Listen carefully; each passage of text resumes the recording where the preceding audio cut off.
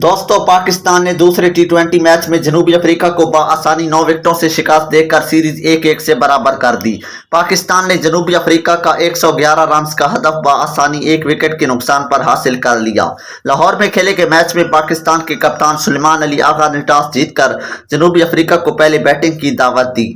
जनूबी अफ्रीकी batting line up Pakistan की तबाहकुन बॉलिंग के सामने रेत की दीवार साबित हुई। पूरी टीम 110 रन बनाकर आउट हो गई।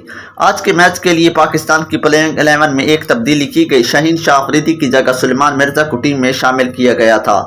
पाकिस्तान के खिलाफ जनूबी अफ्रीका की बैटिंग लाइन शुरू से ही मुश्किलात का शिकार रही। कोई भी बैटर ज्यादा देर तक पिच पर रुककर बैटिंग ना कर सका और यके बाद दीगर विकेटें गिरती गईं। पाकिस्तान की शानदार बॉलिंग की बदौलत जनूबी अफ्रीका की पूरी टीम इनिंग के आखिरी ओवर में 110 रन बनाकर आउट हो गई।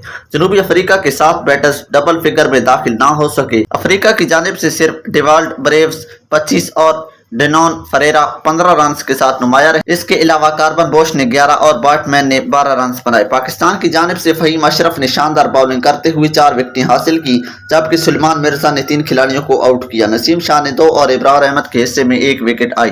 पाकिस्तान ने जनूबी अफ्रीका का 111 रन का हदफ साइम अयूब की बर्क रफ्तार इनिंग की बदौलत 14वें ओवर में 1 विकेट के नुकसान पर हासिल कर लिया। ग्रीन शर्ट्स की जानिब से साहिबजादा फरहान 28 रन बनाकर आउट हुए। साइम अयूब 38 गेंदों पर 71 और बाबर 11 रन बनाकर नाकाबिले शिकस्त रहे।